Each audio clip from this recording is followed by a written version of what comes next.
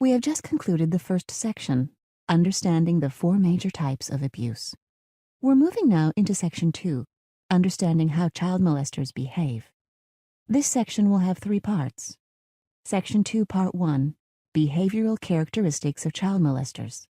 Section 2, Part 2, methods of operation of child molesters. Section 2, Part 3, tricks child molesters use to get children to comply. Let's focus on Section 2, Part 1, understanding how child molesters behave. Why is this important? Because people who wish to do harm to children regularly seek employment or volunteer opportunities with programs involving children. It is important to focus on some of the behavioral indicators that child molesters exhibit. We want every member of our staff or team of volunteers to have the knowledge to help prevent campers and girls in our troops from being abused or molested. Here are some common behavioral characteristics of molesters. Please take a moment to read through the list, which covers the next 4 slides.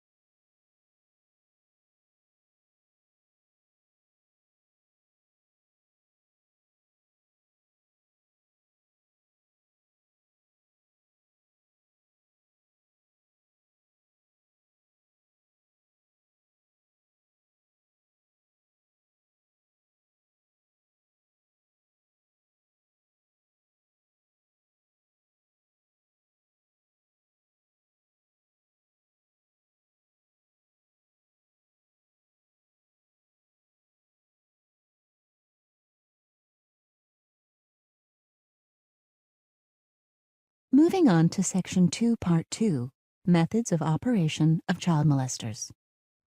No one has been able to predict which factors will cause someone to abuse or molest a child. A significant factor tends to be intergenerational. Those who were abused as children are more likely to repeat the act when they become parents or become caretakers, such as coaches or camp staff. In cases of molestation, some people who have molested or plan to molest a child exhibit no observable behavior pattern that would be a clue to their future actions. However, there are some methods or strategies that child molesters commonly use to gain access to a child that you should be aware of. The watch-outs on the next 3 slides are listed for you to consider.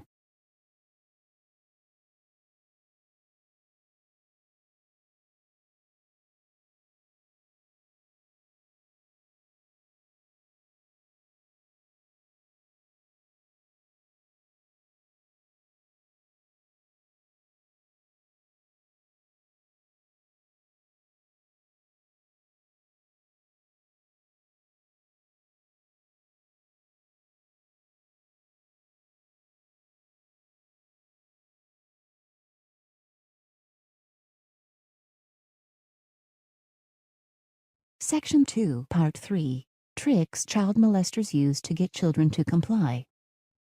The trust trick. Trust is easily established in a close setting like camp, where the adult role model relationship is an important part of camp. Children see adults as authority figures and as protectors. Children are also naturally curious and need attention and affection. A molester may use these natural tendencies of children and the camp environment to trick a child into a situation where molestation can occur. The secret trick. Sometimes victims are warned to keep physical and sexual harassment or assault a secret because they are told no one will believe them. They are told it is their fault.